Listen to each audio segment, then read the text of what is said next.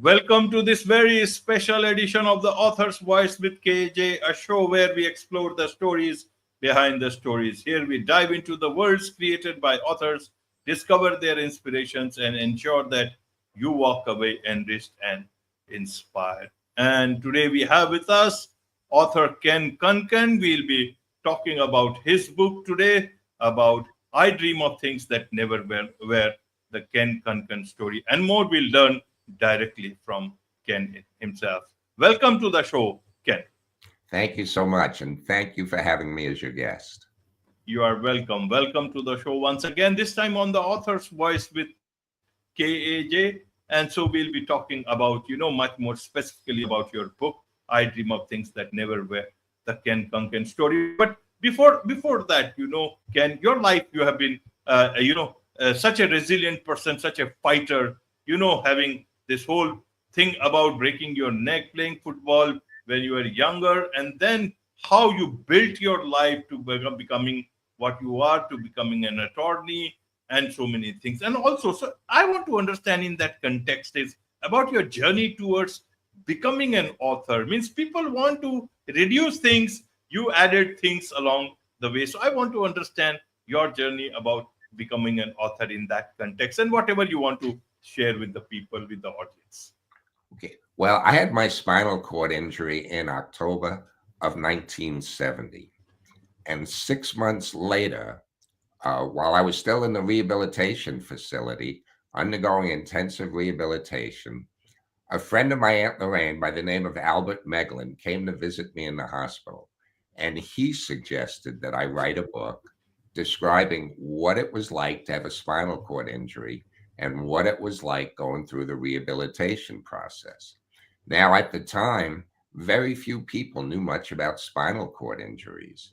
I was injured about 25 years before Christopher Reeve's injury. Now, Christopher Reeve was a tremendous spokesman for people with spinal cord injuries, and he inspired so many of us with his life and what he did after his injury.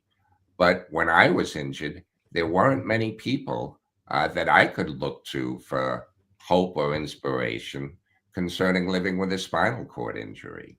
So Mr. Meglin suggested that I write a book to inform people what it was like going through the rehabilitation process. So he used to visit me in the hospital once a week for a few months, and I would dictate to him. He would ask questions, and I would dictate what I was going through. And then after a few months, I went back to college. And when I came home on vacations, I would meet with him again and try and dictate some more. But eventually, I stopped working with him, and I tried to even type a little bit on my own about what I was going through. Now, I have very little movement in my left arm and none in my right, but with braces and splints, I could actually type just a little bit with basically the tip of a stick sticking out of a wrist splint. And this was well before laptop computers, but I had an IBM Selectric computer and, Selectric typewriter. And, when I was feeling fresh and, had some energy, I could type 10 to 12 words a minute for one or two pages, and then I would just fatigue and have to stop. But I tried doing it on my own for a little bit and then put down the book for years and would pick it up again and put it down for years. And then many years later, after I got married, my wife suggested that I work on the book again. And more than 50 years after I first started on the book, I was able to complete it. And I would like to share with your listeners how I came up with the title, I Dream of Things That Never Were. I believe it was the same week that I started working with Mr. Meglin on the book. I was asked to testify before a United States Health Subcommittee chaired by Senator Edward Kennedy. And 8 days after my testimony, Senator Kennedy sent me a glass paperweight in the mail that had an inscription on it that the senator said his late brother Robert Kennedy liked very much. And the inscription read, "Some men see things as they are and say why, I dream of things that never were and say, why not? And that's how I decided on the title of my book. I dream of things that never were, taking that quotation that I had heard Senator Robert Kennedy say many times at the end of his talks. Absolutely, absolutely, Ken. Thank you for helping us understand the story behind your story. Now, coming to this story itself, the book itself. What have you discussed in this book? You talked about the title. What have you discussed in the book? How have you discussed in this book?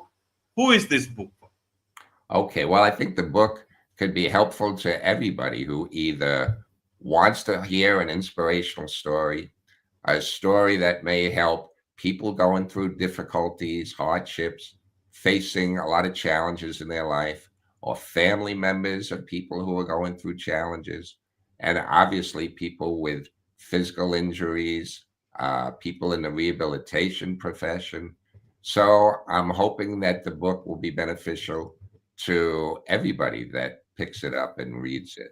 I might add that the book is also available in an ebook form on Kindle, as well as an audio book that I narrated.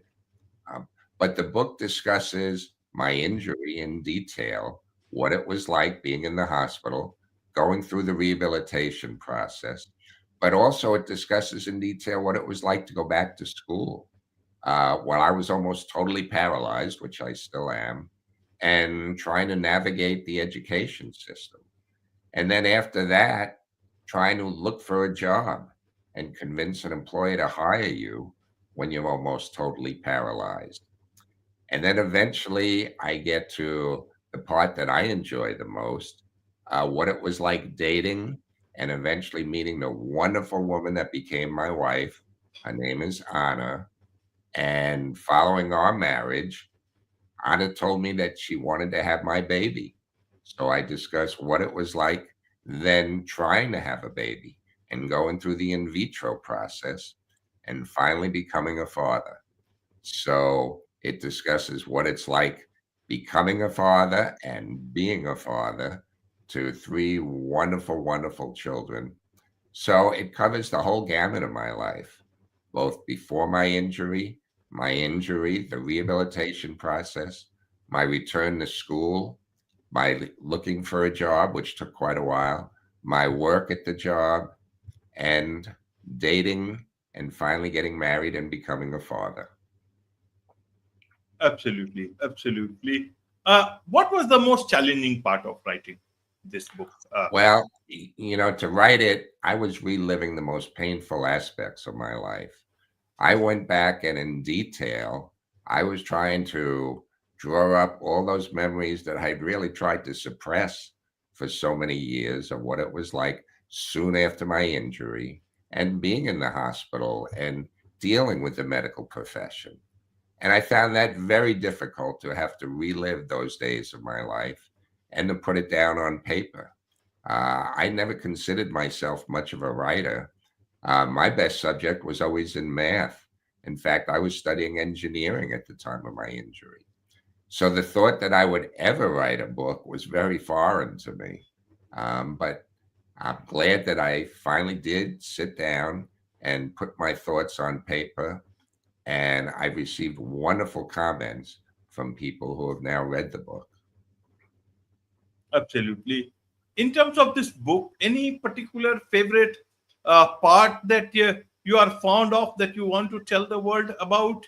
If possible, you can read it or you can just tell us about it. Well, obviously, the most wonderful part for me is not only meeting my wife and getting married, but the thought that I would ever be able to become a father and going through the in vitro process. And this was 20 years ago when you didn't know a real lot about it. And it got to the point where my part of the process was complete. My wife's process then had to begin. And I was present during just about every one of the sonograms my wife had when she got pregnant. So I was pregnant, excuse me, I was present when the doctor was doing the sonogram and realized that my wife was pregnant with triplets, not just one baby, but triplets. And to add to that excitement, I was present in the delivery room when my wife gave birth to my three sons. And I go into detail about those events in my book, and that's my favorite part by far. Wonderful, wonderful. Ken, in terms of, there are lots of people in the world, in different situations, emotional trauma, physical issues, and all. And many of them are, have this aspiration that to put it in words, but somehow not being able to. What would you like to tell them, such people, in terms of, penning down their story, but they do not know where to start? What would you like to tell them?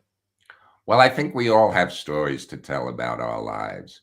Every one of us has a life that's very interesting if we think about the best way to tell it and relate it to strangers who don't know much about our lives and ourselves. Putting it down on paper is difficult for a lot of people, but there's so many people out there that could help you do it. But I suggest one of the easiest ways to do it is to sit with a tape recorder or to sit now. They have these voice recognition systems on computers where you act just as if you were talking to a friend and telling them about your life and doing it by your voice and letting the computer record it and then eventually putting it down on paper. Absolutely, absolutely, Ken.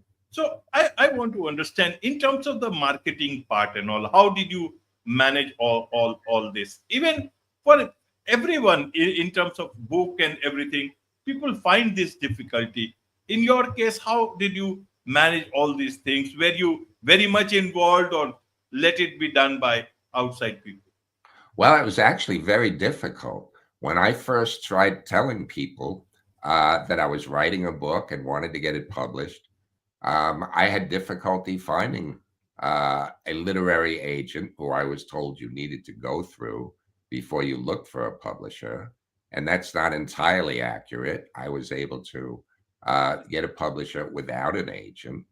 And what happened was when I was trying to find not only an agent, but a publisher, nobody seemed initially interested. And people were encouraging me to self publish, which I did not want to do. So I mentioned that I was writing a book to one of my good friends by the name of Russell Cannon, and he had written a book. And he suggested that I show my book proposal to the publisher of his book.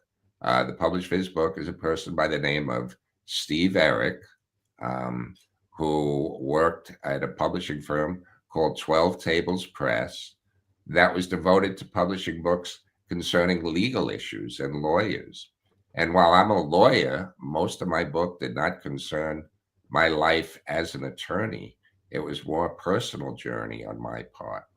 But I showed the book proposal to Steve Eric, and he liked it, and he agreed to publish it. And I was very fortunate to be working with Steve Eric on my book. Absolutely. In terms of, this particular book, this is done. Have you ever thought of any other book this about your life, or maybe even over the legal profession or anything else? Any other project that you are involved in, you want to tell the world? You Can know, I've had a lot of people suggest that to me, but I'm very content having just this one book out there because I think that covers my life really well. But what I've also done is I've done a lot of motivational speaking. So while I haven't been putting down my latest thoughts on paper, I've appeared before a lot of groups and organizations and delivered motivational talks concerning my life, what I've gone through, and try and help encourage others out there to now hire people with disabilities so that they can show what terrific workers somebody with a disability can be in so many different professions. And that's what I've devoted a lot of my effort to these days. absolutely, absolutely, Ken. So, in a nutshell, I want to understand from you, what do you want your readers, your key insights, key message that you want your readers to take away from this book? Well, there are a number of things. One, obviously, is to never give up. We all face challenges in our life, but with the proper motivation and determination, and for many, help with others, help from others, there's an awful lot you can still do in life. And, when I was injured, I didn't have many role models that I could look to for inspiration. So I'm hoping that some of what I've done in my life can help motivate others to do more with their lives. And I must say, one of the things that I tried to give credit to in my book and want to certainly emphasize to your listeners is I had so much help along the way from my family and friends who have been so very supportive. And it was through their help and their support and their encouragement that I was able to do everything I did in my life. So I encourage others to help people around them, whether they be family members, friends, or even strangers. And together, there's a lot we can all accomplish. Absolutely, absolutely, Ken. There is so much to learn about life, and so much to learn from about your, about everything else from your book. And I'm sure a lot of people would want to connect with you, learn more about you, from you, learn from your book. What is the best way for them to do so?